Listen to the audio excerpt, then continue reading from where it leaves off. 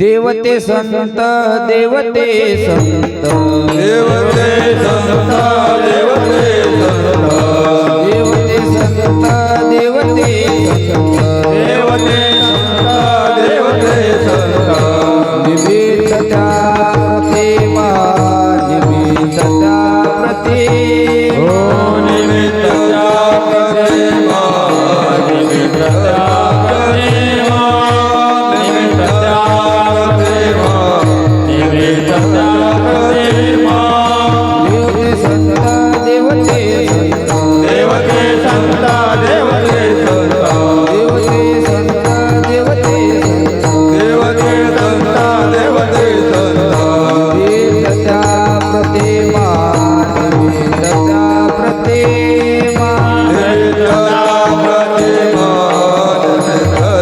प्रतिमा निमित्त त्या प्रतिमा निमित्त त्या प्रतिमा निमित्त त्या प्रतिमा मी तो सांगत से भावी मी तो सांगत से भावी सुठावे सकळा सुठावे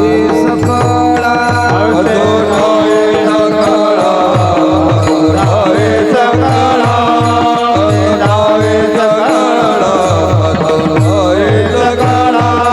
निराकारी ओस दिशा निराकारी ओस दिशा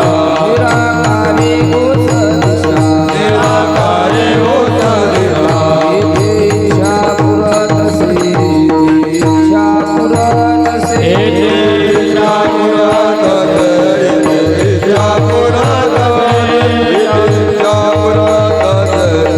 इच्छा पुरत से मी तो सांगत से भावी मी तो सांगत से भावी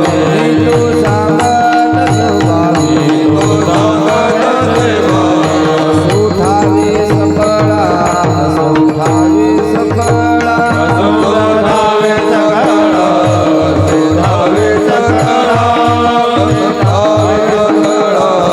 सुठावे सकळा तुका म्हणे उपडे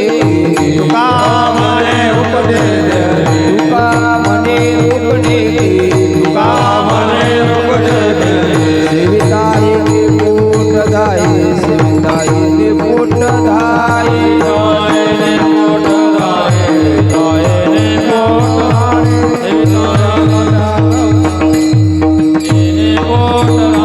मी तो सांगत से भावी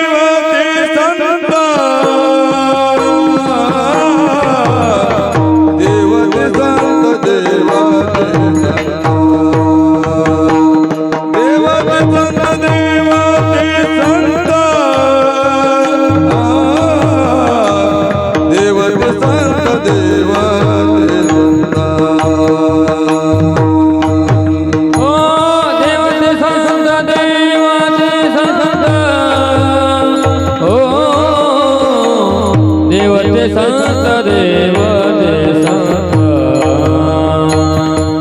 ओ देव ते संत देव ते संत आ देव ते संत देव ते संत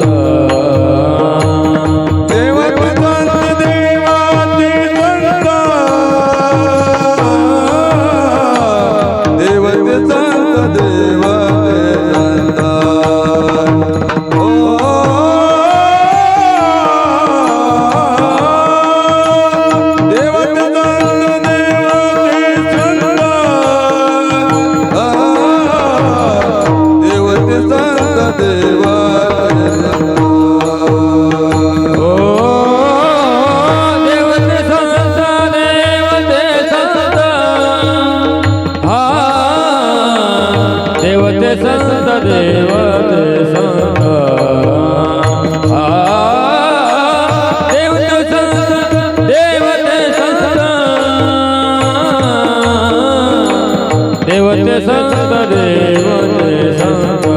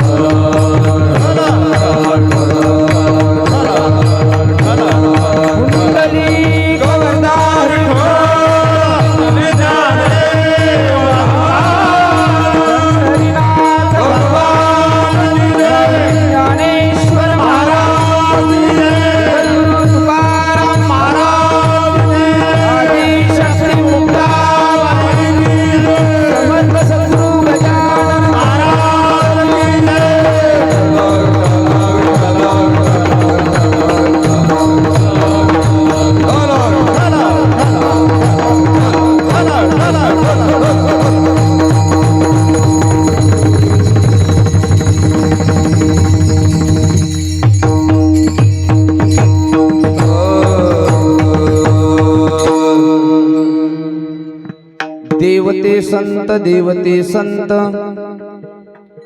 देवते संत देवते संत निमित्त त्या प्रतिमा मी तो सांगत असे भावे असो ठावे सकळा निराकारी ओस दिशा येथे इच्छा पुरत असे मी तो सांगत असे भावे असो ठावे सकळा तुका म्हणे रोकडे केने तुका म्हणे रोकडे केने सेविता येणे पोट धाये मी तो सांगत असे भावे असो ठावे सकळा विठ्ठल विठ्ठल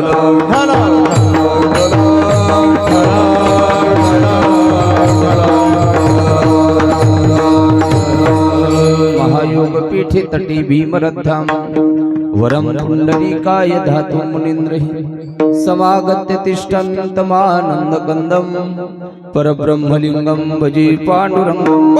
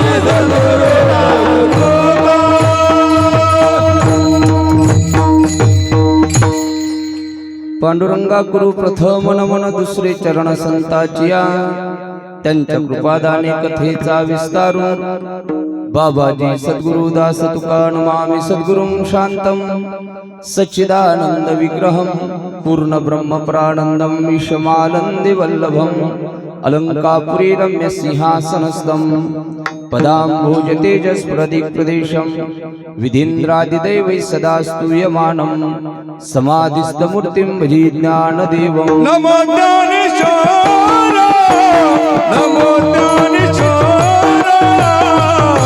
नमो ज्ञानेश्वर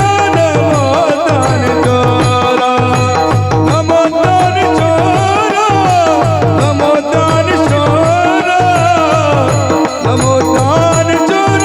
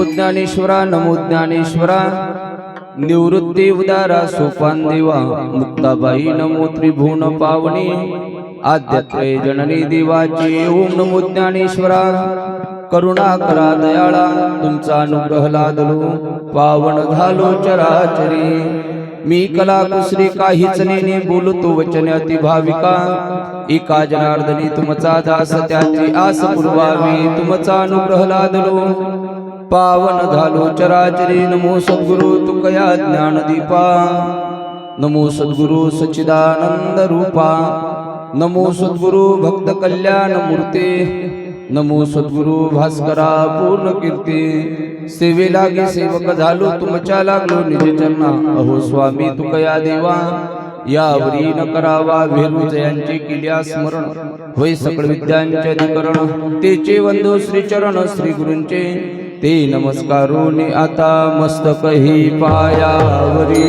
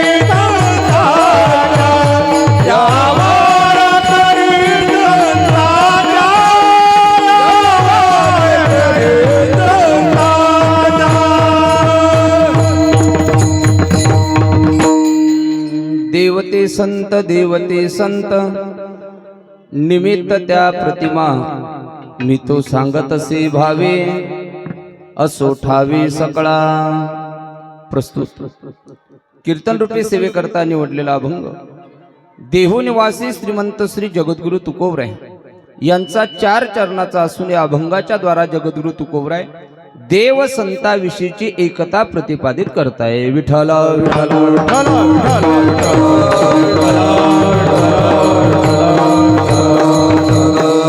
तुकोबरायच्या अभंगामध्ये देव संताविषयीची वेगळीकता न सांगता देव संताविषयीची एकता प्रतिपादित करताय आजपर्यंत आपण कथा कीर्तन ऐकत असताना तुकोबरायच्या गाथेचं पारायण करत असताना तुकोबरायांनी काही विशिष्ट अभंगामध्ये देवाचा महिमा वर्णन केला तर काही अभंगामध्ये तुकोबरायांनी संताचा महिमा वर्णन केलेला आपल्याला पाहण्याकरता मिळतोय पण आजच्या अभंगामध्ये जगद्गुरु तुकोबराय जे देव आहे तेच संत आहे आणि जेवढा अधिकार देवाचा आहे तेवढाच अधिकार संताचा आहे आणि जेवढा अधिकार संताचा आहे तेवढाच अधिकार भगवंताचा सुद्धा आहे देव संतामध्ये वेगळीकता नसून एकता आहे तुकोबराय सिद्धांताने बोलताय देवते संत वेगळीकता काय निमित्त त्या प्रतिमा फोटोच्या किंवा मूर्तीच्या दृष्टीने आपण ओळखू शकू महाराजांच्या दर्शनाकरता गेल्याच्या नंतर आपल्याला कळेल गजानन महाराज देव आहे का संत आहे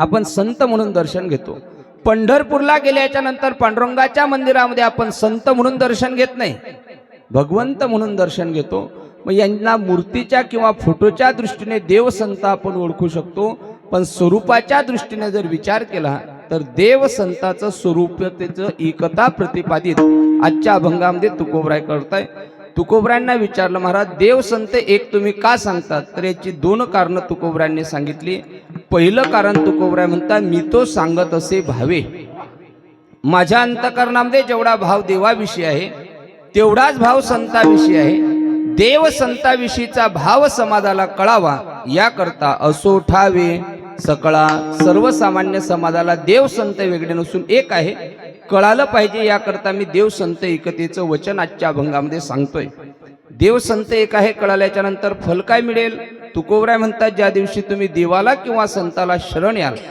आपल्या मनोकामना सांगाल त्या दिवशी कोणीच आपल्या मनोकामना पूर्ण करणार नाही त्या दिवशी तुम्ही इच्छा देवाला सांगा संताला सांगा देव संत मनोकामना पूर्ण केल्याशिवाय राहणार नाही.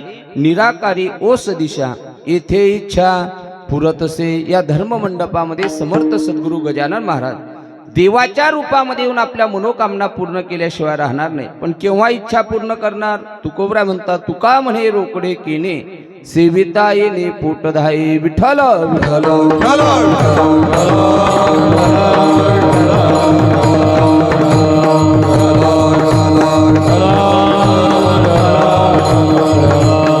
अभंगाचा शब्दार्थ आपल्या पुढे प्रतिपादित केलाय. कीर्तन सेवेला आरंभ करण्यापूर्वी वक्त्याचा आद्य कर्तव्य म्हणून अल्पसा परिहार द्यायचा, तो म्हणजे असा.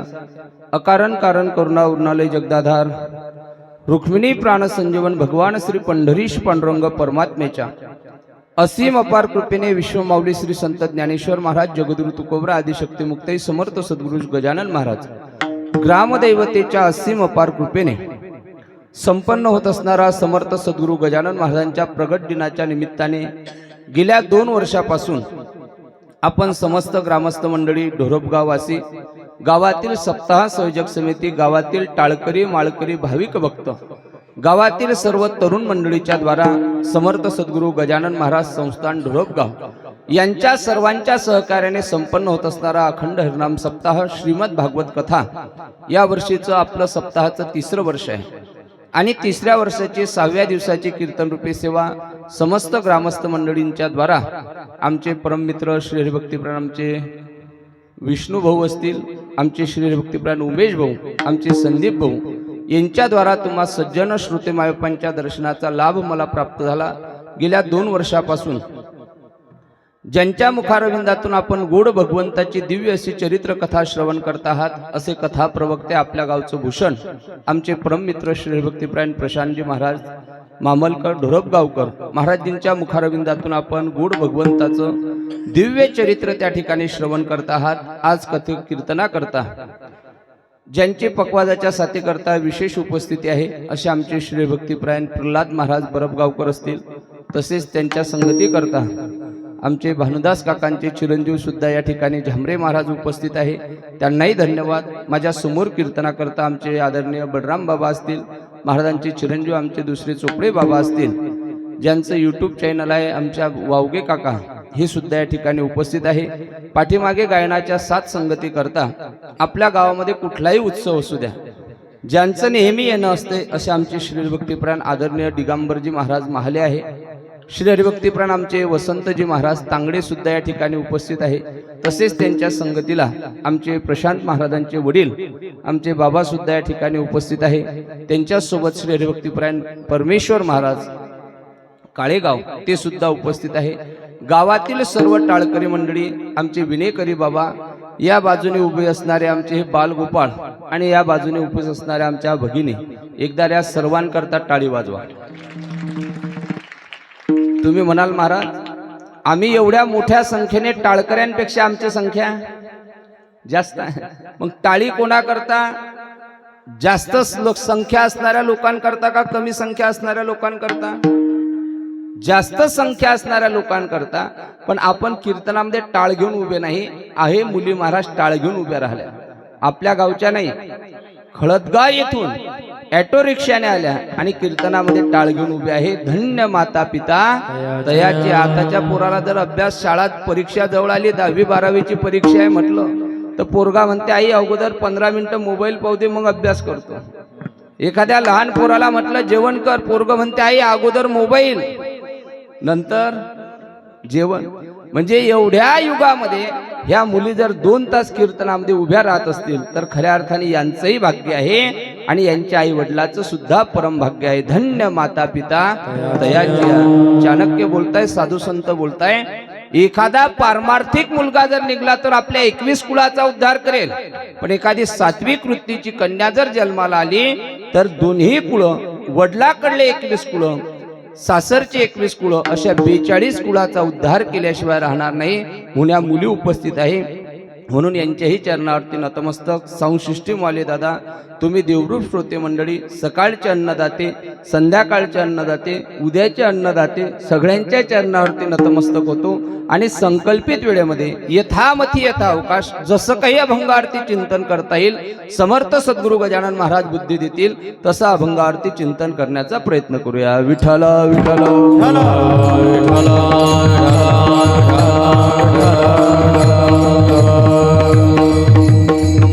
सेवेकरता निवडलेला अभंग जगद्गुरु तुकोबरायांचा आहे. आणि तुकोबरा आजच्या अभंगामध्ये देव संताविषयीची एकता प्रतिपादित करताय. देव संत तुकोबरा म्हणता वेगळे नसून देव संत एक आहे. काहो महाराज, आम्ही पंढरपूरला आषाढीच्या वारी करता गेल्याच्या नंतर आम्हाला पंढरपूरला संत दिसत नाही. पंढरपूरला कोण दिसताय? देव दिसता. प्रगट दिना करता, रामनवमी करता शेगावला गेल्याच्या नंतर गजानन महाराज आम्हाला संत दिसताय. गजानन महाराज देव दिसत नाही. एका बाजूला अधिष्ठात्री देवता आदिशक्ती मुक्ताई आहे. आम्ही मुक्ताईच्या दर्शनाला जेव्हा जातो तेव्हा आदिशक्ती मुक्ताई आम्हाला देव जाणवत नाही. मुक्ताबाई आम्हाला कोण जाणवता? संत जाणवता. आळंदीला जेव्हा आम्ही देहू आळंदीला ज्ञानोबराय तुकोबरायच्या दर्शनाकरता जातो, जेव्हा ज्ञानोबराय तुकोबरायचं दर्शन घेतो तेव्हा ज्ञानोबराय तुकोबराय आम्हाला देव जाणवत नाही. ज्ञानोबराय तुकोबराय आम्हाला कोण जाणवता? संत जाणवता. संत जाणवता याच्यामध्ये नवल नाही. माऊलीच्या मंदिरामध्ये प्रवेश करा, देहुला तुकोबरायच्या मंदिरामध्ये प्रवेश करा. बाहेर बोर्ड लिहिलेला आहे श्री संत ज्ञानेश्वर महाराज समाधी मंदिर. तुकोबरायच्या मंदिरात लिहिलं आहे श्री संत जगद्गुरु तुकोबराय मंदिर. म्हणजे ज्ञानोबराय संत जाणवले, तुकोबराय संत जाणवले, पण ते आम्हाला देव दिसले नाही. पण आजच्या अभंगामध्ये तुकोबराय म्हणता पंढरपूरचा विठोबा हा जरी देव असेल तरी त्याचं मूळ स्वरूप संताच आहे. आळंदी देहूचे ज्ञानोबराय तुकोबराय जरी समाजाला दिसण्याकरता संत असतील तरी ते संत असून सुद्धा मूळ त्यांचं स्वरूप हे भगवंताचं आहे. याचं चिंतन आजच्या अभंगामध्ये आपल्याला पाहायचं आहे. विठ्ठल विठ्ठल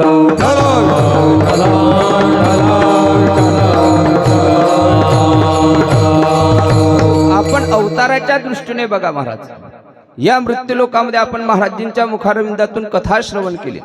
मृत्यूलोकामध्ये देवाचाही अवतार आहे आणि संताचा देखील अवतार आहे. म्हणजे मृत्यूलोकामध्ये देव अवताराला येता, मग देवच अवताराला येता का?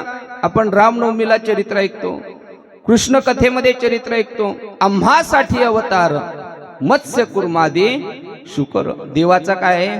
अवतार आहे. मग देवाचा अवतार आहे, संताचा अवतार नाही का? तुकोबराय म्हणतात जसा देवाचा अवतार आहे तसे संताचे सुद्धा अवतार आहे. अवतार तुम्हा धराया कारण उद्धाराया जन जड जीवा, किंवा ब्रह्ममूर्ती संत जगी अवतरले उद्धाराया आली दीनजना. म्हणजे देवाचाही अवतार आणि संताचा देखील अवतार आहे. बरं, देव अवताराला कशा करता येतात? सगळ्यांचा श्लोक पाठांतरातील आहे. कशा करता येतात देव? यदा यदा हि धर्मस्य ग्लानिर्भवति भारत अद्व्युत्थानम धर्मस्य तदात्मानं सृजाम्यहं परित्राणाय साधूनां विनाशाय च दुष्कृतम् धर्म संस्थापनार्थाय संभवामी युगे युगे. कशा करता येतात देव? धर्माची संस्थापना, धर्माचे पालन, धर्माचे धर्माचे पालन, धर्माचे पालन, धर्माचे पालन, धर्माचे पालन, धर्माचे पालन, धर्माचे पालन करणे पाका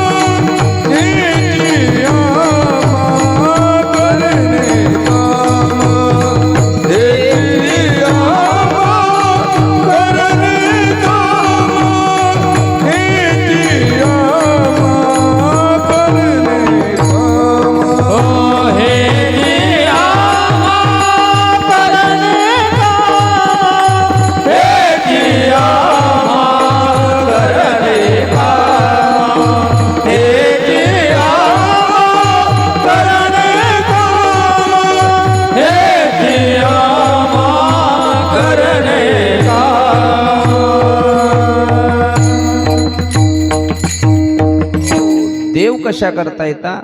श्लोक आपण ऐकला, धर्म संस्थापनार्थाय संभवामी युगे युगे. देव कशा करता येतात? धर्माची संस्थापना करण्याकरता. मग महाराजांनी दिलेलं प्रमाण, देव धर्माचं रक्षण करता, मग संत धर्माचं रक्षण करत नाही का?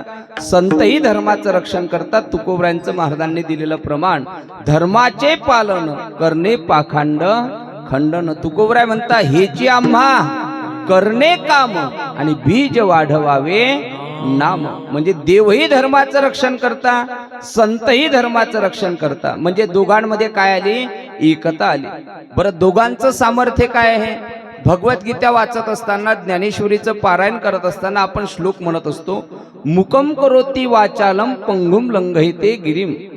देवाची कृपा झाली तर मुका माणूस बोलेल आणि पांगळा माणूस चालायला लागतो. कोणाच्या कृपेने? देवाच्या कृपेने. मुका बोलतो, पांगळा चालायला लागतो.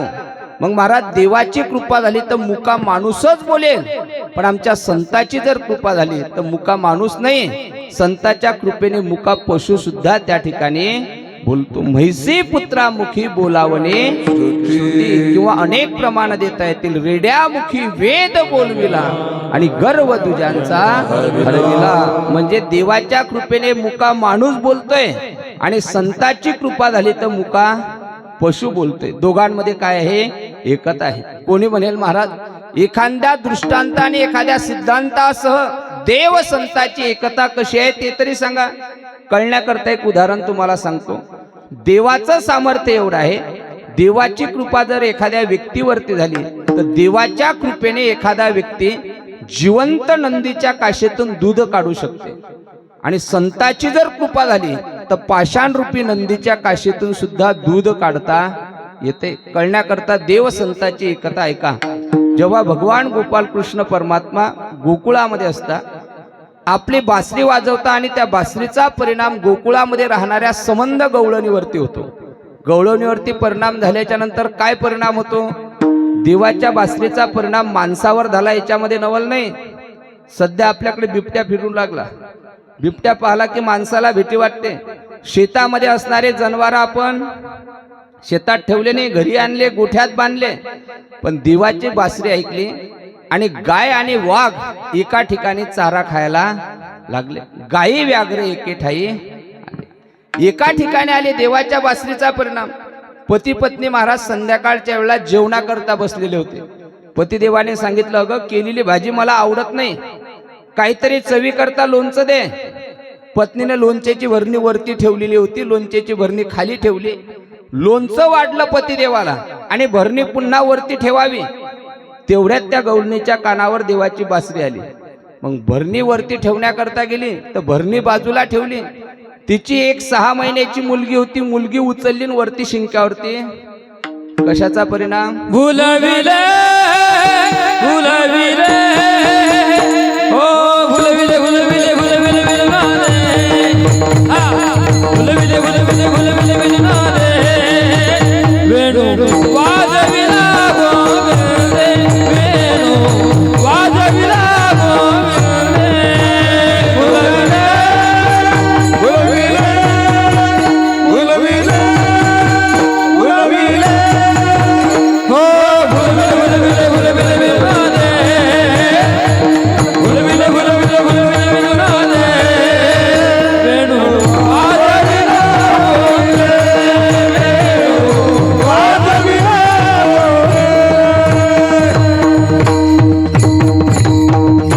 देवाच्या बासरीचा परिणाम. गवळणी भुलून गेल्या, भानविरहित झाली.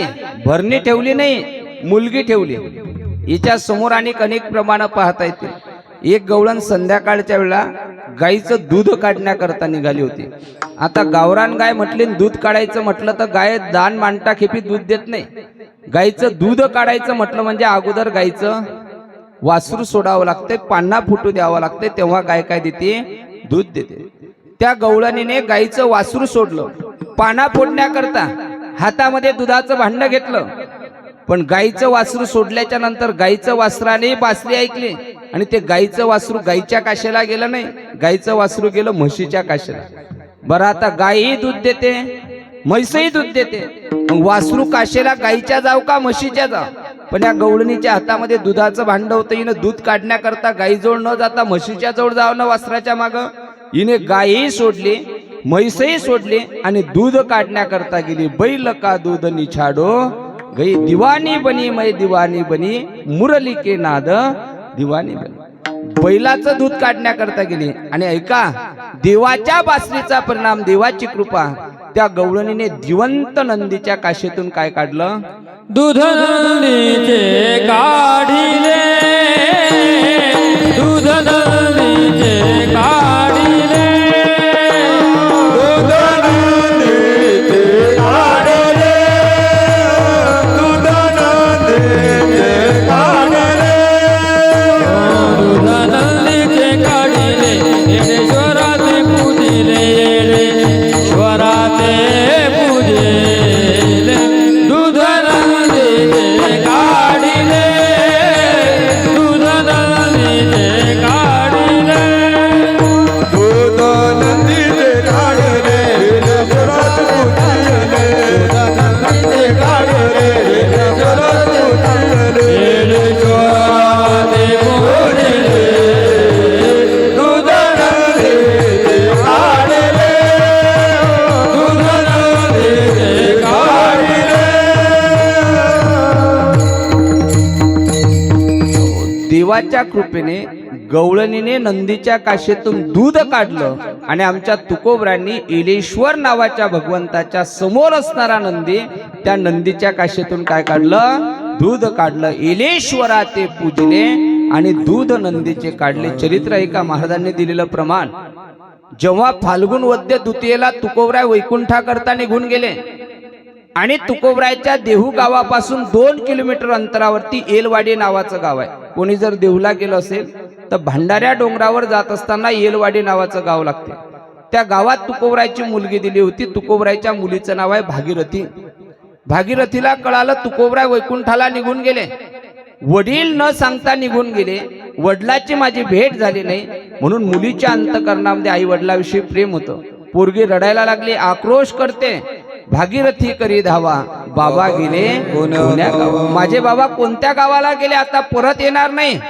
भागीरथीने अन्नाचा त्याग केला, पाण्याचा त्याग केला आणि रडायला लागली. आक्रोश करते, वडिलाचा धावा करते, बाबा मला भेटण्याकरता या. वैकुंठामध्ये गेलेले जगद्गुरु तुकोबराय भागीरथीला भेटण्याकरता 5 दिवसानंतर पुन्हा भागीरथीच्या गावात येतात. दुपारी 12 वाजता भागीरथी रडते. रडत असणाऱ्या भागीरथीला तुकोबरायांनी शांत केलं. भागीरथी पाहते, वडील माझ्या समोर आहे. लोक म्हणतात तुझे बाबा वैकुंठाकरता गेले, आता पुन्हा परत येणं शक्य नाही, पण माझे वडील माझ्या समोर आहे. भागीरथी उठून उभी राहिली. आनंद वाटला. भागीरथीची चर्चा झाली आणि तुकोबराय म्हणता, भागीरथी आता अन्न सेवन कर, मला वैकुंठाकरता जायचं आहे, पुन्हा असा आग्रह धरायचा नाही, मला जाऊ दे वैकुंठाकरता. भागीरथी म्हणते, बाबा दुपारचे 12 वाजले आणि तुम्ही जर माझ्या घरी आला असाल तर मी मात्र तुम्हाला विनमुख जाऊ देणार नाही. खरं सांगा महिला मंडळी, दुपारच्या वेळेला जर आपले माहेरचे कोणी पाहुणे आले किंवा आपले आई वडील आले तर तुम्ही त्यांना पाहुणचार करून पाठवता का बिगर जेवणाचं पाठवता? महाराज, ह्या महिला मंडळी एवढ्या आहे. आई वडील आल्याच्या नंतर, माहेरचे माणसं आल्याच्या नंतर पाहुणचार होईल, आनंद वाटेल, याच्यात नवल नाही. जुन्या लोकांची म्हणाय चोपडे बाबा, यांना माहेरचं दिसलं तरी आनंद वाटते. काय कुत्र माहेरचा माणूस दिसल्यावर आनंद होईल, याच्यात नवल नाही. माहेरचं यांना कुत्र जरी दिसलं तरी काय होतो? आनंद होतो. मग मला सांगा, ज्या भागीरथीने ज्या तुकोबरायच्या पोटी जन्म घेतला ते तुकोबराय जर भेटण्याकरता आले असेल तर दुपारच्या वेळेला भागीरथी विनमुख जाऊ देईल का? बिगर जेवणाचं जाऊ देणार नाही. तुकोबराय म्हणता, भागीरथी अगं गेल्या 3 दिवसापासून तू जेवण केलेलं नाही, तुझ्या घरामध्ये चूल पेटलेली नाही, स्वयंपाक केलेला नाही, आणि स्वयंपाक करायचा म्हटला तर किमान 1 तास तरी निघून जाईल. एवढा 1 तास थांबण्याकरता वेळ माझ्याकडे नाही, मला वैकुंठाला पोचायचं आहे. देवाचं विमान आहे, गरुड सोबत आहे, जावं लागेल वैकुंठाला. भागीरथी म्हणते, बाबा मी तुमचा जास्त वेळ घेणार नाही, तुम्हाला जेवून पाठवते, पण पाहुणचार करते, 2 मिनिटांमध्ये तुमच्याकरता जेवण बनवते. उन्हाळ्यामध्ये महिला मंडळाला कामधंदा असते कोणता? एक बगुणभर गरम पाणी केलं आणि त्याच्यात मुठभर पदार्थ टाकला की जेवण काय? ह्या पोरी म्हणता मॅगी. आता शेव्या बंद झाल्या बाबा. आता काय झालं विनेकरी बाबा? मॅगी आली. मॅगी खेड्यापाड्यात मॅगी आली आणि मोठ्या शहरामध्ये चायनीज आलं चौकात. ते चायनीज म्हणा, मॅगी म्हणा का शेव्या म्हणा, सगळे पदार्थ सारखेच आहे. भागीरथी म्हणते बाबा काळजी करू नका, मी 2 मिनिटामध्ये तुम्हाला खाण्याकरता पदार्थ बनवते. थोडस सांगू का? आमचे गुरुजी म्हणायचे काही पदार्थ माणसाने 4 चौघात बसून खाल्ले तर चालतात, पण काही पदार्थ 4 चौघात बसून कधीच खायचे नाही. त्याच्यापैकी शेव्या नावाचा पदार्थ आहे. आणि या महिला मंडळी गणपतीमध्ये मोदक तयार करतात. मोदक ते मोदक करत असताना काही खाव्याचे असतात, काही पुरणाचे असतात, काही वेगवेगळ्या पदार्थाचे खोबऱ्याचे वेगवेगळे असतात. त्याच्यामध्ये महिला मंडळी गुळाचा मोदक बनवतात. गुळाचा तो मोदक बनवत असताना कणकेमध्ये गुळाचा खडा टाकला जाते. पण जेव्हा तो मोदक तयार होते तेव्हा खाणाऱ्याने जर अख्खा मोदक खाल्ला तर ठीक आहे, आणि त्याने जर त्याचे 2 भाग करून खायचा प्रयत्न केला तर काय होते? समोरच्याचे कपडे. काही पदार्थ एकांतात खाल्ल्या गेले पाहिजे, काही पदार्थ लोकांत. हा शेव्या नावाचा पदार्थ आहे. खात असताना खाऊन पहा, नाहीतर सकाळी नाश्त्याला मॅगी करून पहा. ज्याला उपास नशीन त्याला. तो खात असताना शेव्या खाणारा शेवी खाते, पण एखादी शेवी जर होटावर लोंबली तर ते शेवी दिसत नाही, शिदोळ लोंबल्यासारखं दिसत, म्हणजे किळस आल्याशिवाय राहत नाही. भागीरथी म्हणते बाबा काळजी करू नका, 2 मिनिटामध्ये मी तुम्हाला खाण्याकरता पदार्थ बनवते. भागीरथीने पाणी गरम केलं, बगुण्यामध्ये महाराज 1 मुठभर शेव्या टाकल्या आणि शेव्या तयार झाल्या. शेव्या ताटात वाढल्या. पण शेव्या खायच्या म्हटल्या म्हणजे त्याच्यावर काय काय लागते महिला मंडळी? काय लागते? बाया फक्त होठ हलवता बा. मी काही लाडक्या बहिणीचे 1500 रुपयाचा हप्ता नाही मागत तुम्हाला. काय काय पाहिजे शेव्यावर खाण्याकरता? काय पाहिजे आजीबाई? दूध पाहिजे. अजून काय पाहिजे? साखर पाहिजे. अजून तूप पाहिजे. आता तूप भेटते की डालडा भेटते? आता डालडा उलटा वाचा का? वाचून पा, जायले पाठांतर नशील ते. डालडा आता तूप राहिलं नाही. मी सांगत असतो महाराज, एखाद्या पंक्तीला जर तूप आलं तर तो तूप वाढणारा एवढा वेगाने वाढते, एवढा वेगाने तूप वाढते का समृद्धी हवेला महाराज गाड्या काय पाहिजे? तूप तूप तूप आपण म्हणा तूप, तो म्हणते महाराज चूप. पण तूप काही भेटत नाही, तूप दुर्लभ झालं. शेव्या खायच्या म्हटल्या म्हणजे दूध पाहिजे, साखर पाहिजे, त्याच्यावर काय पाहिजे? तूप पाहिजे. भागीरथीने गरम शेव्या बनवल्या, पात्रात वाढल्या. लक्ष देऊन ऐका. आणि खाण्याकरता वडिलाला देणार तर घरात पाहिलं दूध संपलेलं आहे, दूध नाही. दुधाचं भांड घेऊन शेजारणीकडे गेली. शेजारणीकडे सुद्धा दूध भेटलं नाही. गावभर भागीरथी फिरली. वडील आल्याचा आनंद होता, पण शेवेवर वाढण्याकरता काय नाही, दूध नाही. भागीरथी नाराज झाली, घरी आली. तुकोबरा म्हणता भागीरथी अगं हसरा चेहरा, नाराज का झाली? मी तुझ्याकरता वैकुंठाहून आलो. भागीरथी म्हणते बाबा मी प्रेमाने खाण्याकरता शेव्या बनवल्या, पण वाढण्याकरता दूध नाही म्हणून नाराज झाले. गावात सुद्धा कोणाकडे दूध भेटत नाही. मग तुकोबरा म्हणता भागीरथी काळजी कशाला करते? तुझ्या घरी दूध नाही, गावभर दूध नाही, पण तुझ्या घराच्या समोर महादेवाचं मंदिर आहे ना, आणि महादेवाच्या मंदिरामध्ये बाहेर काय असतो? काय असते तुमच्या गावात? नंदी असतो. नंदी. तुकोबरांनी पूजेचं साहित्य घेतलं, महादेवाच्या मंदिरामध्ये गेले, महादेवाचं पूजन केलं. नंदीच्या जवळ येतात आणि त्या पाषाण रूपी नंदीच्या काशीतून जगद्गुरु तुकोबराय दूध काढतात. दूध नंदीचे काढले, येलेश्वरा ते पूजिले आणि दूध नंदीचे काढले. म्हणजे आता मुद्दा नीट लक्ष देऊ नये का? देवाचाही अवतार, साधूचाही अवतार. देवाच्या कृपेने मुका बोलतोय, संताच्या कृपेने मुका बोलतोय. देवही धर्माचं रक्षण करता, संतही धर्माचं रक्षण करता. देवाच्या कृपेने सुद्धा नंदीच्या काशेतून दूध गवळणीने काढलं आणि तुकोबऱ्यांनी पाषाण रूपी नंदीच्या काशीतून काय काढलं? दूध काढलं. मग अवताराच्या दृष्टीने संतांमध्ये साम्यता आहे, चरित्राच्या दृष्टीने महाराज देव संतांमध्ये साम्यता आहे. तर देव संतांमध्ये आपण वेगळीकता तरी का मानावी? म्हणून जगद्गुरु तुकोबऱ्या म्हणतात, देव संत वेगळे नसून देव संत एकच आहे. अभंगाचं प्रथम चरण. देवते संत, देवते संत, देवते संत, देवते संत,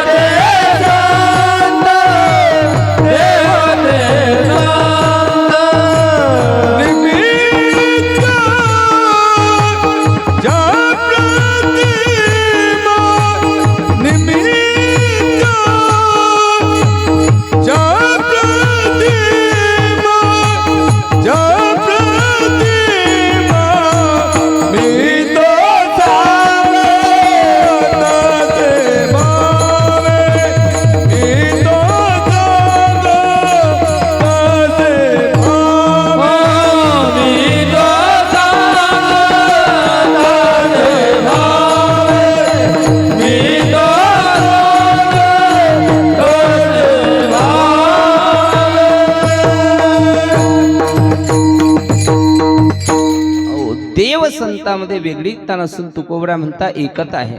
देवते संत, देवते संत, निमित्त त्या प्रतिमा मूर्तीच्या किंवा फोटोच्या दृष्टीने देव संत वेगळे ओळखू शकतात, पण स्वरूपाच्या दृष्टीने, शक्तीच्या दृष्टीने देव संत वेगळे नसून देव संत कसे आहे?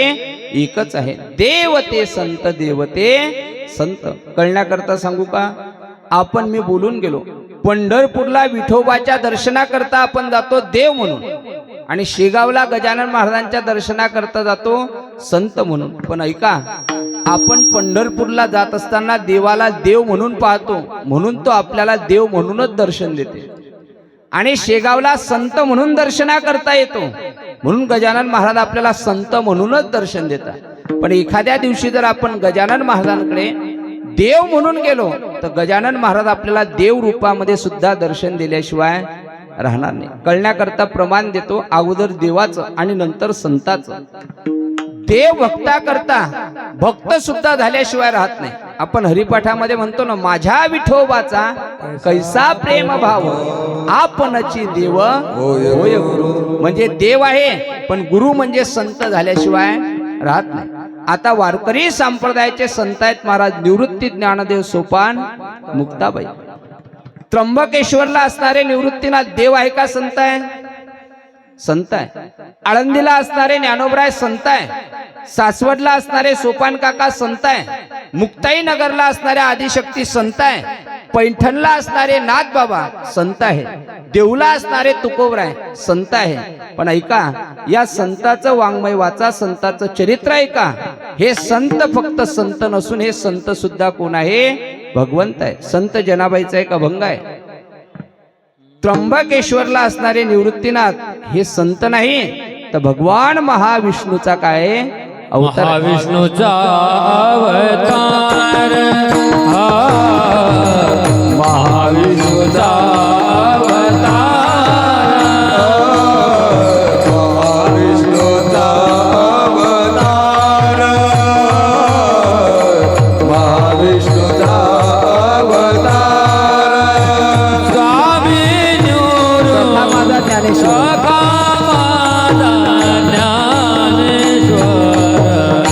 सखा माझा ज्ञानेश्वर,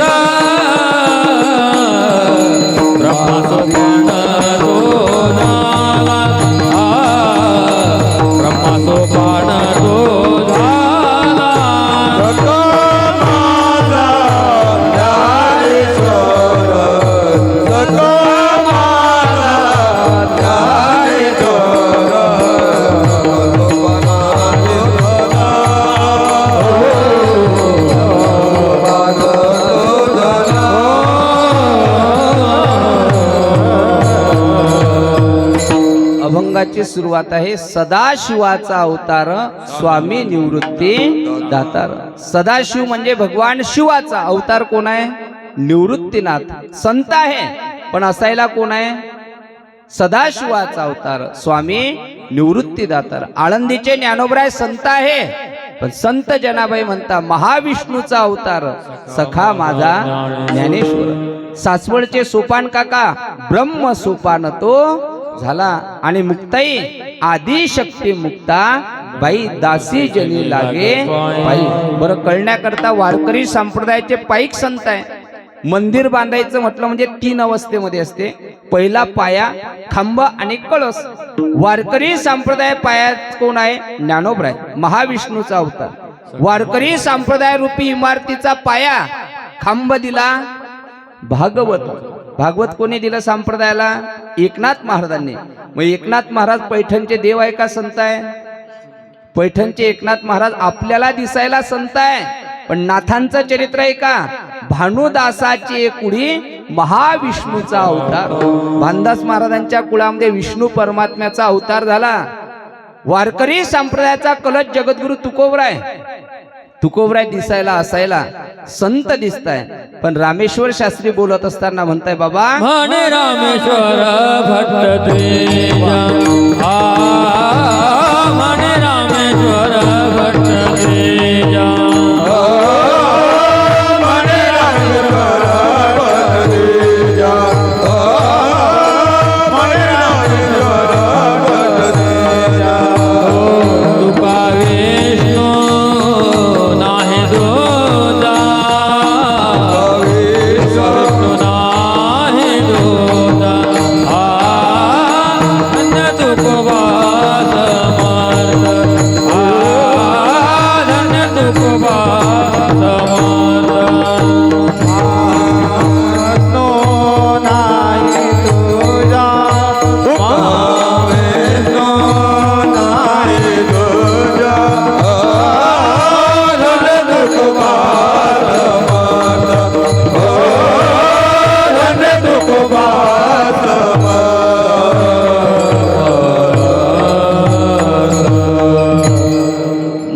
रामेश्वर भट्ट दुजा आणि तुका विष्णू नोहे दुजा.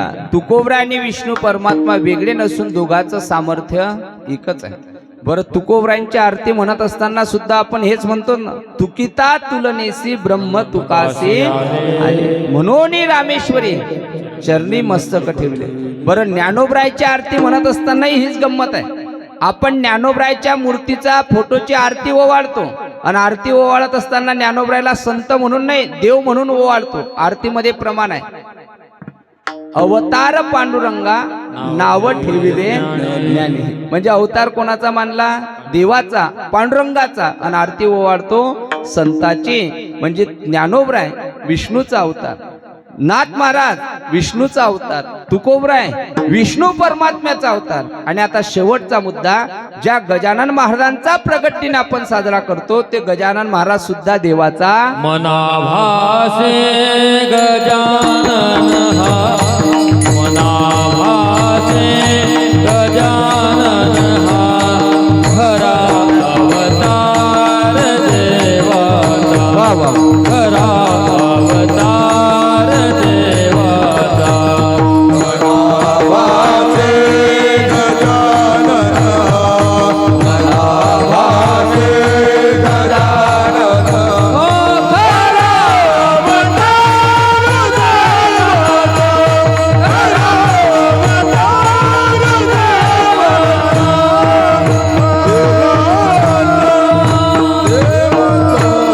गजानन महाराज संत आहे पण मनाला विचारा अवतार कोणाचा आहे? देवाचा आहे. आता प्रमाण हे गीत झालं. आता श्लोकासह तुम्हाला प्रमाण सिद्ध करून देतो.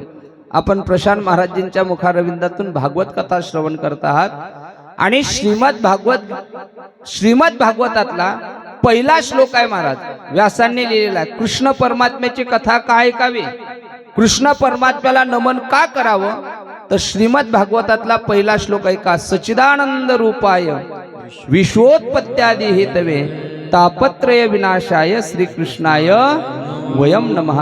का कृष्ण परमात्म्याला नमन करा? जाणकार मंडळी ऐका, कृष्ण परमात्म्याच्या ठिकाणी 3 लक्षण आहे.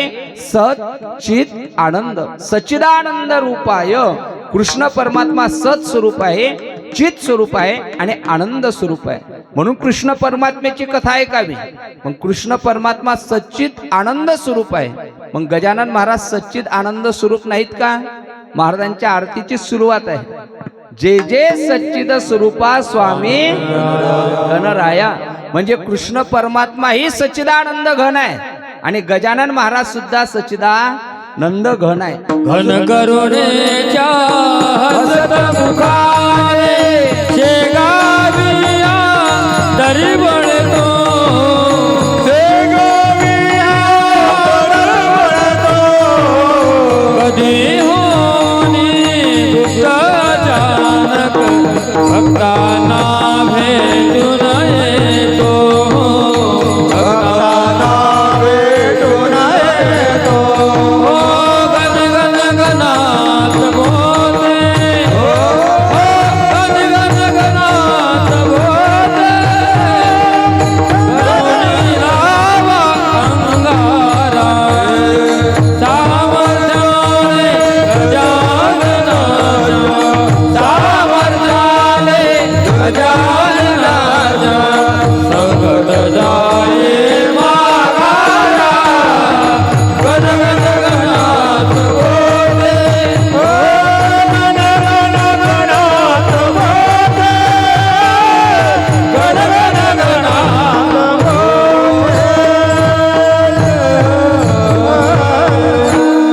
दिगंबर महाराजांनी प्रमाण दिलं म्हणून एक भाव सांगतो तुम्हाला.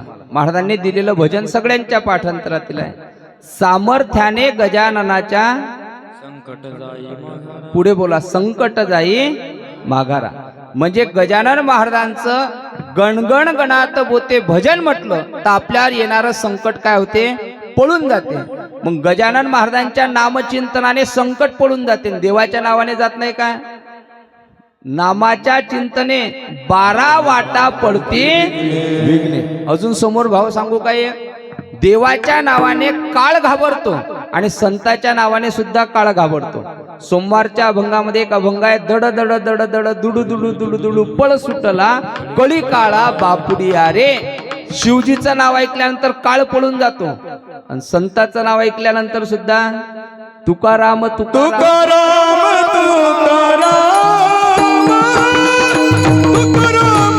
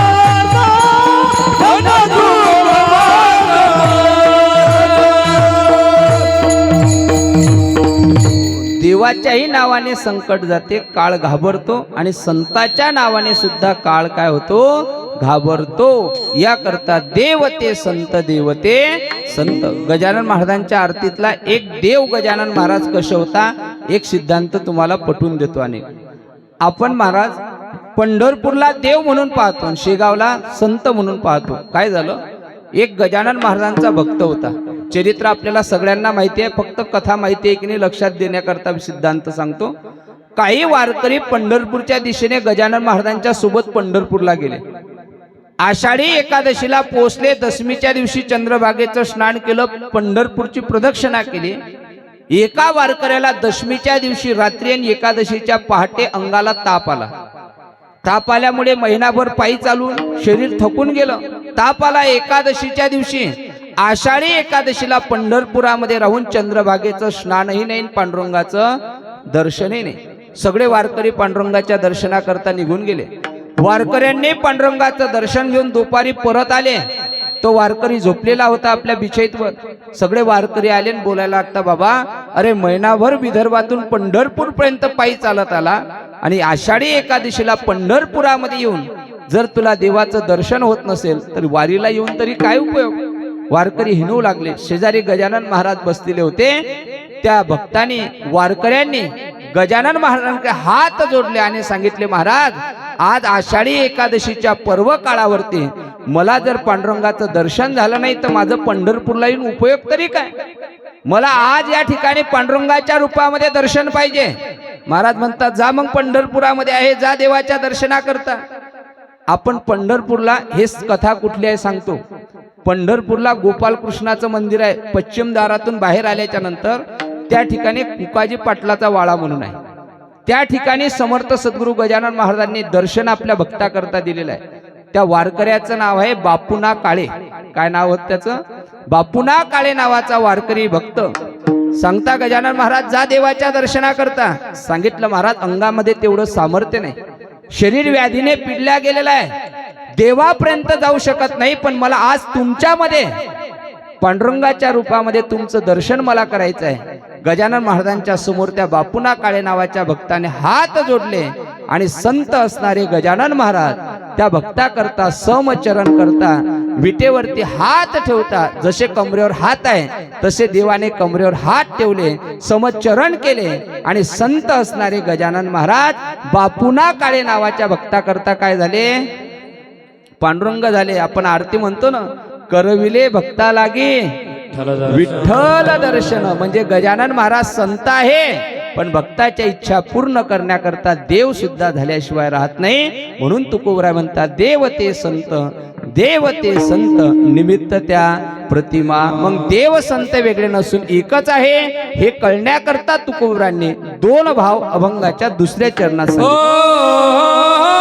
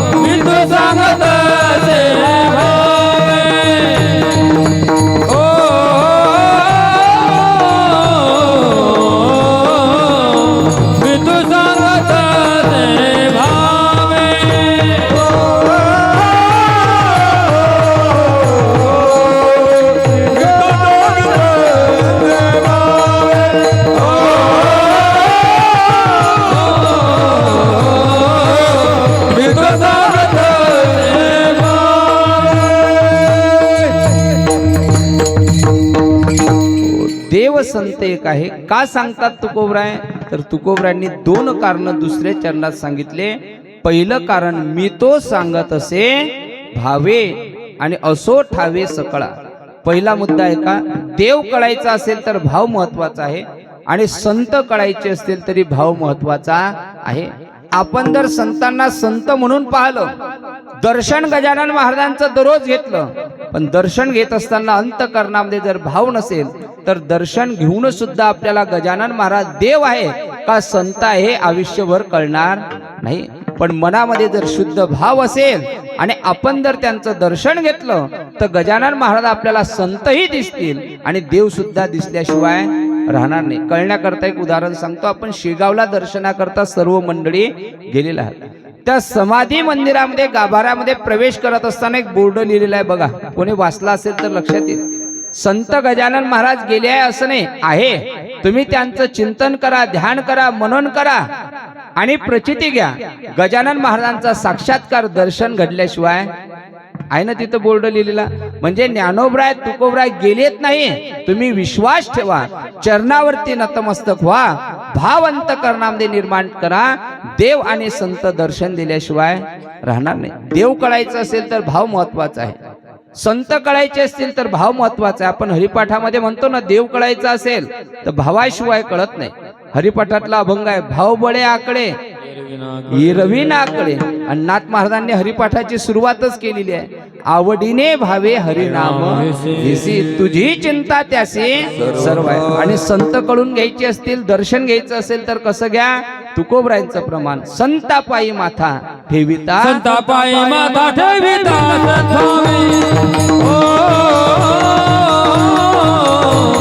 संतापायी माथा ठेविता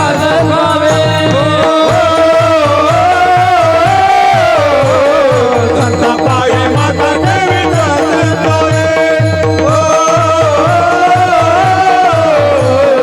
संतापायी माथा ठेविता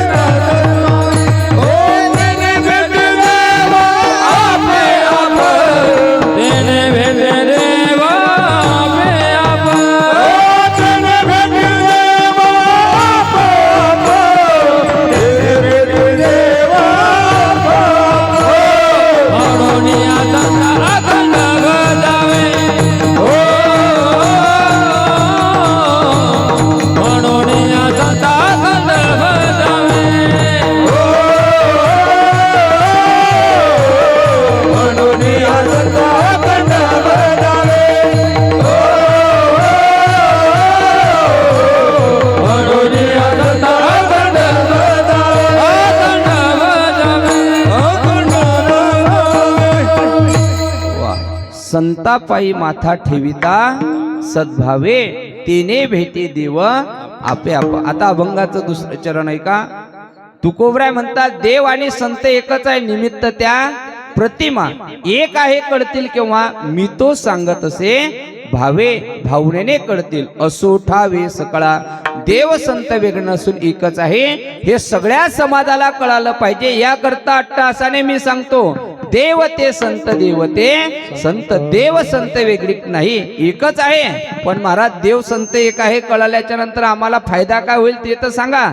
तुकोबराय म्हणतात, ज्या दिवशी इच्छा मनोकामना कोणीच पूर्ण करू शकणार नाही, त्या दिवशी तुम्ही आपलं संकट देवाला सांगा, संताला सांगा. ते देव संत आपल्या इच्छा पूर्ण केल्याशिवाय राहत नाही. अभंगाचं तिसरं चरण. निराकारी ओच दिशा, निराकारी ओच दिशा, निराकारी ओच दिशा, निराकारी ओच दिशा, येते इच्छा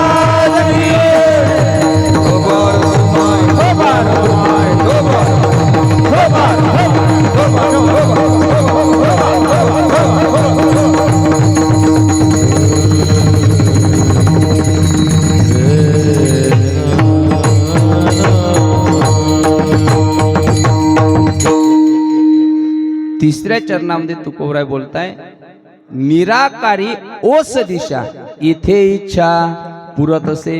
दस दिशा ज्या दिवशी माणसाकरता ओस पडतील, कोणीच इच्छा मनोकामना पूर्ण करू शकणार नाही. त्या दिवशी तुम्ही देवाकडे जा, संताकडे जा, ती इच्छा पूर्ण केल्याशिवाय राहणार नाही. मग देवाकडे जात असताना कसं जा, तर देवाचं भजन गात जा, म्हणून मधलं विठोबा रुक्माई भजन. संताकडे जात असताना कसं जा, गजानन महाराजांचं गीत गात जा. आपल्याला त्याने जीवनातलं संकट दूर झाल्याशिवाय राहणार नाही. देवाच्या नावाने पुण्य मिळते, संताच्याही नावाने पुण्य मिळते. हा संताचा महिमा आहे. पण तुकोबरायचे शब्द किती सुंदर आहे का, निराकारी ओस दिशा इथे इच्छा पुरत असे. एकही इच्छा मनोकामना संसारात पूर्ण होणार नाही. त्या दिवशी तुम्ही देवाकडे या, संताकडे या. पहिल्यांदा आपण हाका देवाला मारतो का संसाराला मारतो? आपलं विचार सोडून द्या. द्रौपदीवर जेव्हा संकट आलं तेव्हा द्रौपदीने आपल्या पतीला हाका मारली का देवाला हाका मारली? पहिल्यांदा पती देवाला आणि नंतर आपल्या देवाला म्हणजे भगवंताला. देव म्हणतात ठीक आहे, पतीच्या मता अनुसरूनी पतिव्रता. पण प्रपंचामध्ये पहिली हाक आपण आपल्या प्रपंचातल्या लोकांना मारावी का देवाला मारावी संकटामध्ये? बरं जाऊ द्या, संकट देवाला सांगावं का गावातल्या लोकांना सांगावं? आपण कोणाला सांगतो? शेजाऱ्याला. आणि शेजाऱ्याला आपल्या दुःखाचा आनंद होते की दुःख होते? त्याला वाटते बरं झालं दुःख आलं.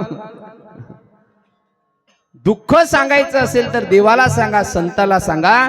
ते संत आपलं दुःख दूर केल्याशिवाय राहणार नाही, मनोकामना पूर्ण केल्याशिवाय राहणार नाही. सत्य संकल्पाचा दाता नारायण पूर्ण करी सर्व मनोरथ. आमचे गुरुजी एक उदाहरण फार सुंदर सांगायचे. आपलं असं आहे, आपल्याला दुःख दूर व्हावंसं वाटतंय, पण आपण दुःख देवाला सांगत नाही, संसारातल्या लोकांना सांगितल्याशिवाय राहत नाही.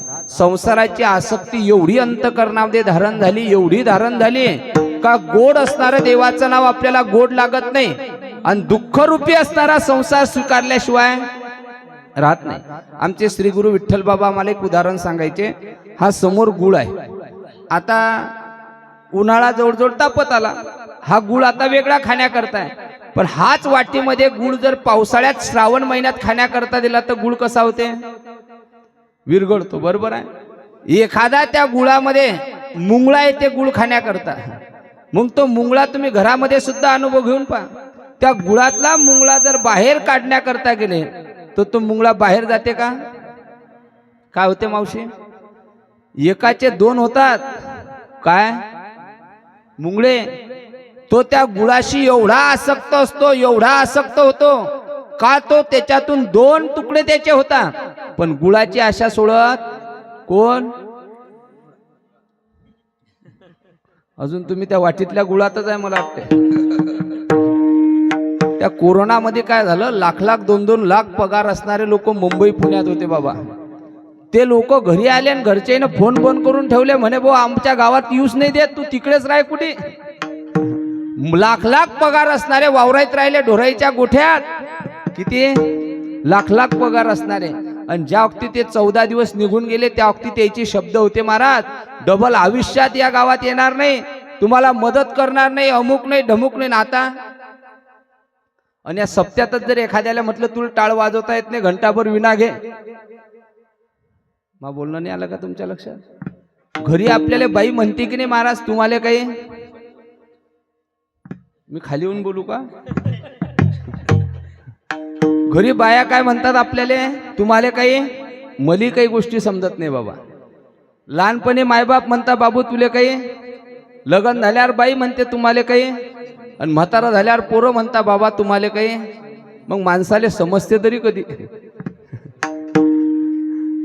माझा मुद्दा एवढा आहे, निराकारी ओस दिशा. आपण संसाराची आसक्ती सोडत नाही. बाई दररोज म्हणते तुम्हाला काही, एवढं जर सप्त्यात एखाद्या कार्यकर्त्याने म्हटलं तर हे टाळ देल वर्गणी परत घ्यायला कमी करत नाहीत लोक. म्हणजे ज्या ठिकाणी ऐकलं पाहिजे तिथं ऐकत नाही, आणि ज्या ठिकाणी ऐकू नये. असा कुणी आहे का महाराज संसारात बाई बोलली म्हणून वैराग्याने निघून गेला? निघून गेला का? आमचे महाराज एक उदाहरण सांगायचे 2 मिनिटामध्ये, थोडंसं बरं वाटलं म्हणून उदाहरण सांगतो बरं का, नाही तर सगळं मंडपाच्या वरून कीर्तने नाही गेलं पाहिजे. एका बाईने एका माणसाला सांगितलं, पतिदेवाला, म्हणे समोर दिवाळीचा सण आहे, सध्या कापूस वेचणी 10 रुपये किलो आहे म्हणे, बाया म्हणून बाई भेटत नाही, हे 2000 घ्यान बाजार आणायला जा म्हणे खामगावले. या माणसाला सवय होती दररोज संध्याकाळी धरून घरी आणायची. समजलं नाही का तुम्हाला? जयले समजलं नाही त्यांनी उद्या पहिल्या पंक्तीत जेवल्याचा गुलाबजामची पंगत आहे. आता याला दररोज महाराज घरी पकडून आणायची सवय. संध्याकाळी बाईने बाजार आणायला 2000 दिले. आता बाजार आणेन की काय आणेन? पहिले त्याने त्याची व्यवस्था लावली, मग परिवाराची व्यवस्था. घरी मित्रांनी रिक्षा करून दुपारी 12 वाजता आणून टाकला. दारात पडलेला होता गडी, मुक्त अवस्थेमध्ये गेलेला. बाई संध्याकाळी 5 वाजता कापूस वेचून आली. बाईने पाहिलं, बाजार तर नाही, थैली बी नाही, बाजार तर नाही, पण दिलेली थैली ते नाही. ऊन तापत होतं. बाईची तळपायची आग मस्तकाला गेली. बाई भुलून गेली ना पती हा परमेश्वर असते. बाई भुलून गेली, पती हा परमेश्वर असते. स्वामी काज गुरु भक्ती पितृवचन सेवापती, हेची विष्णूची महापूजा. बाईला विसर पडला. बाईने राग राग लात उत्करली. महाराजले बिगर लग्नाचा चांगला अनुभव आहे राजा.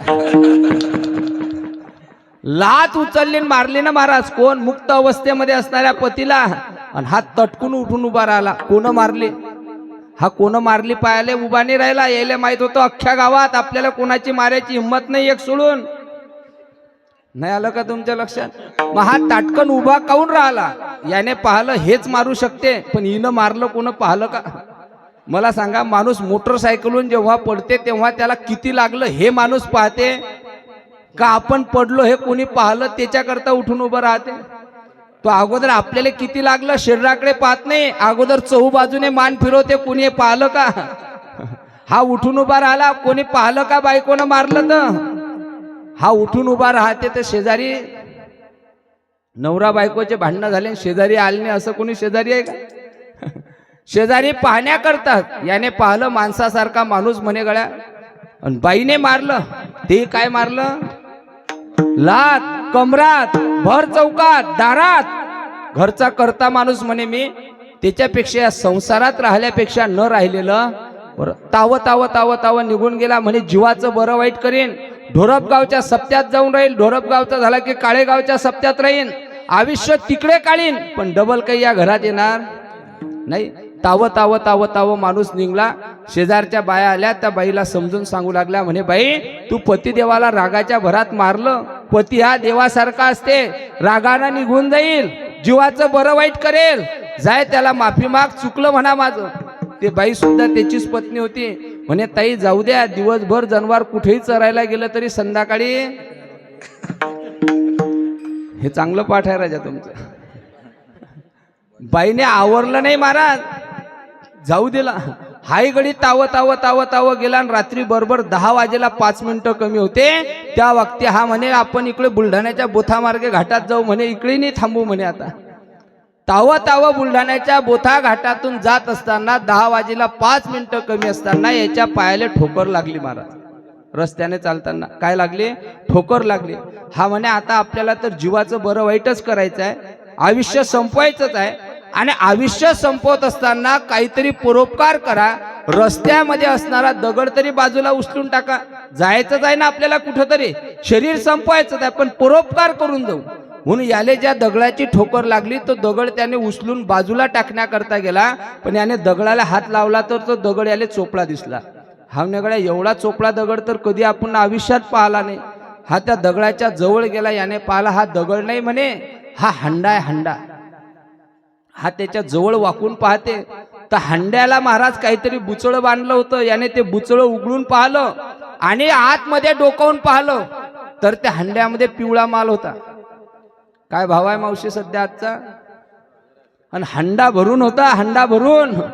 याने पाहला, उचलला, खुळखुळ आवाज येऊ लागला. याने विचार केला पिवळा माल आहे आणि ढोरपगावच्या सप्त्यामध्ये उद्या गुलाबजामची पंगत आहे, परवा दिवशी सांगताय. हंडा घेऊन आपण त्या कार्यकर्त्याच्या स्वाधीन. चुकलं का माझं काही? याने हंडा घेऊन कुठे गेला असेल मावशी, खरं सांगा बरं. हा घरी गेला. घरी रात्री 12 वाजता म्हणे पप्पेची मम्मी दार उघड. बाई म्हणे का हो तुम्ही तर जीवाचं बरं वाईट करायला गेले होते, घरी का आले? हा म्हणे मला घरात घ्यायचं असेल तर घे, नको घेऊ, पण मीनं जे आणलं ते तर घे. बाई बी झोपीत होती, म्हणे यानं काय आणलं दुसरी तरी बाईने ताव दरवाजा उघडला, याच्या हातामध्ये पाला हंडा, आणि तो सुद्धा कशाचा? सोन्याचा. आता पहिलं महिलांना सोन्याविषयीचं आकर्षण. बाईने पाहिला सोनं फक्त तोळाभर नाही, हंडाभर. त्या बाईने सोन्याचा हंडा घेतला, आणि महाराज ते महिला मंडळीचे स्वभाव बर का ते. बाईने पाहिलं, म्हणे बरं झालं माझा पतिदेव हंडा घेऊन ढोरपगावच्या सप्त्यात द्यायला नाही गेला, म्हणे घरीच आणला. त्या बाया फार हुशार. बाईने पाहिलं हंडा पतिदेवाने घरात आणला. जशी बाई रडायलाच लागली ना रात्री 12 वाजता, म्हणे माझ्यासारखी पापी बाई अख्ख्या ढोरप गावात नाही म्हणे कोणी. नवऱ्यासारखा नवरा पतिदेव.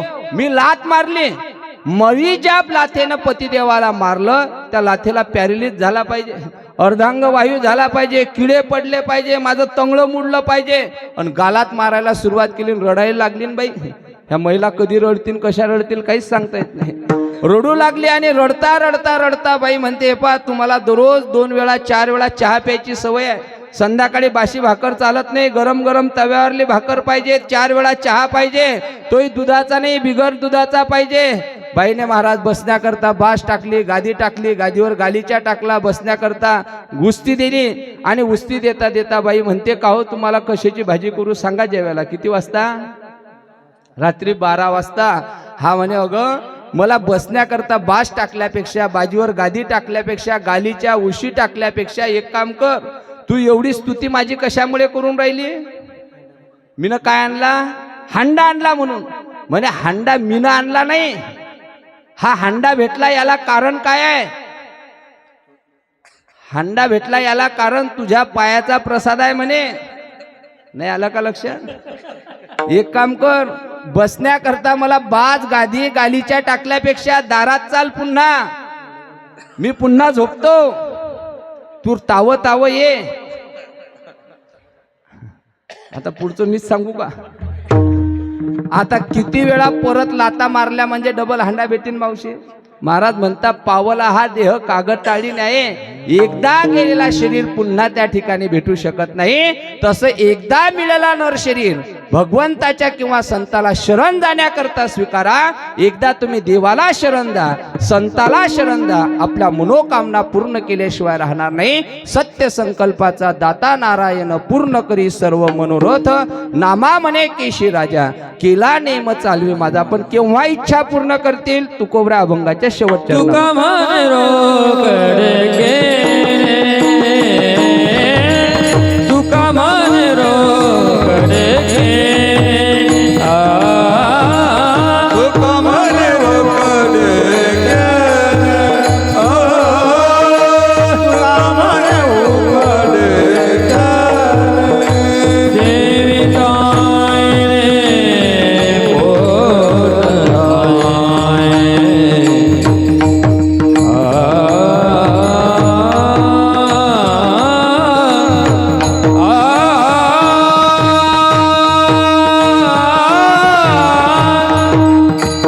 देविताय रे पोटराय, पोटराय, पोटराय. हो मी तो सांगत से भावे, मी तो सांगत से भावे.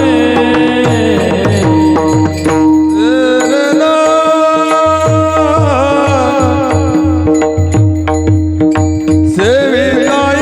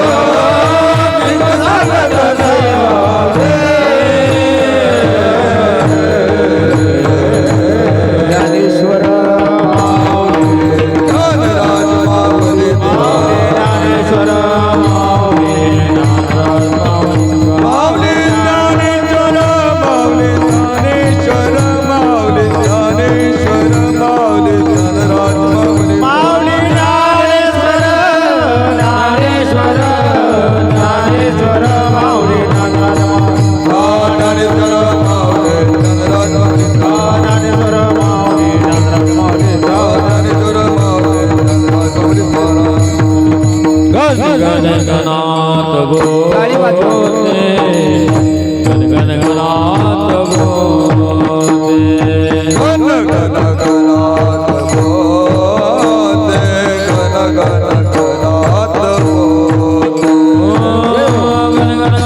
सगळ्यांनी म्हणा, सगळ्यांनी म्हणा.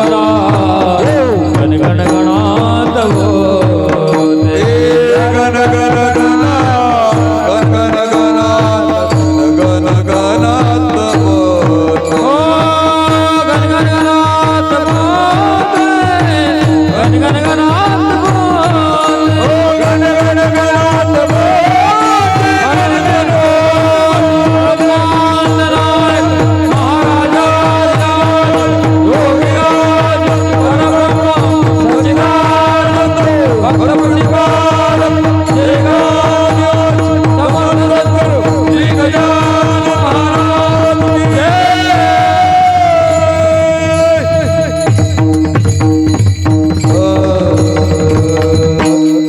झालेली कीर्तन रूपी सेवा विश्वमाऊली ज्ञानोबराय जगद्गुरु तुकोबरा आदिशक्ती मुक्ताई समर्थ सद्गुरु गजानन महाराज आदी करून सकल संतांच्या चरणावरती समर्पित करून या ठिकाणी सेवेला विराम न्यूनते पुरते अधिकते सरते करून घ्यावे तुमचे पायाच्या प्रसादे काही बोलिलो विनोदे मज क्षमा करणे संते नोहे अंगभूत युक्ती नोहे हा उपदेश तुमचे बडबडलो शेष तुमच्या कृपेचे पुसणे जन्मोजन्मी कृपा म्हणे.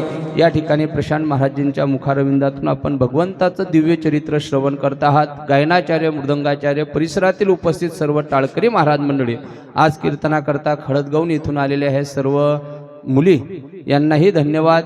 आणि तसेच आज आपल्या कीर्तनाकरता आपल्या काळेगावचे आमचे संचित महाराज बोचरे आहेत बरं का. इथं लहान मुलगा आहे ना हा. आळंदीला स्वानंद सुखनिवासी सद्गुरु जोग महाराजांची वारकरी शिक्षण संस्था 107 वर्ष झाले त्या संस्थेला. बाबा किती दिवस झाले? 107 वर्ष. 107 वर्षामध्ये संस्थेने शिक्षकाला रुपया पगार दिला नाही, विद्यार्थ्याकडून 1 रुपयाची फी सुद्धा घेतलेली नाही. म्हणजे शिक्षकाला पगार नाही आणि विद्यार्थ्याला फी नाही, पण त्या संस्थेमध्ये शिक्षण घ्यायचं म्हटलं म्हणजे मुलगा कसाही असू द्या त्याला कोणत्या अवस्थेमध्ये राहावं लागते? या अवस्थेमध्ये, म्हणजे जे साधक अवस्था म्हणता त्या साधक अवस्थेमध्ये राहावं लागते. आमचे संचित महाराज 12वीच्या परीक्षेकरता घरी आले. पेपर द्यायचा, पुन्हा आळंदीची परीक्षा चालू आहे. 1 दिवस इथं थांबायचं, 1 दिवस आळंदीला परीक्षेकरता जायचं. स्वानंद सुखनिवासी सद्गुरु जोग महाराज वारकरी शिक्षण संस्थेमध्ये प्रथम वर्षाकरता आहे. शिक्षण 4 वर्षाचं आहे. त्यांना सुद्धा आपल्या कार्यक्रमाकरता उपस्थित राहिले. सद्गुरु जोग महाराज त्यांना स्मरणशक्ती वाढो, उदंड आयुष्य लाभो आणि 4 वर्ष अतिशय आनंदाने माऊलीच्या कृपेने त्यांनी त्या ठिकाणी अध्ययन करावं याकरता टाळीच्या गजरामध्ये त्यांना स्वागत करा. मस्त. या ठिकाणी आपल्या गावचा परिचय जरी भरपूर दिवसापासून असेल आमच्या चोपडे बाबांच्या द्वारा, तरी या गावचा माझा परिचय हा मी कीर्तनकार नव्हतो, गळ्यात माळाही नव्हत्या तेव्हापासूनच आहे. माझं वाक्य पुन्हा आहे का? कीर्तनकार सोडून द्या, गळ्यामध्ये माळही नव्हती तेव्हापासूनचा या गावच्या सर्व मंडळीचा आमचा परिचय. आमचे उमेश भाऊ, आमचे विष्णू भाऊ उमेश महाराज पुरी, आम्ही सिद्धेश्वर तांदुलवाडी येथे वैकुंठवासी जुनारे बाबा नारायण बाबा जुनारे यांनी आयोजित केलेलं बाल संस्कार शिबिर होतं. मला असं वाटतं इथले बरेच मुलं होते अजून सुद्धा. आता नेमकं परिचय नाही मला, पण हे 2-3 संपर्कामध्ये असल्यामुळे त्यांचं नाव लक्षात आहे. आम्ही त्या शिबिरामध्ये बालसंस्कार शिबिराकरता होतो आणि तेव्हापासूनचा असणारा आमचा संपर्क आणि त्याच्याद्वारा असणारी कीर्तनरूपी सेवा, सर्वांचं प्रेम त्याही वेळास तेवढं होतं, आजही तेवढंच आहे. असंच प्रेम आमचं तेवत राहो अशी महाराजांच्या चरणी प्रार्थना आणि सेवेला विराम. विठ्ठल जय जय विठ्ठल.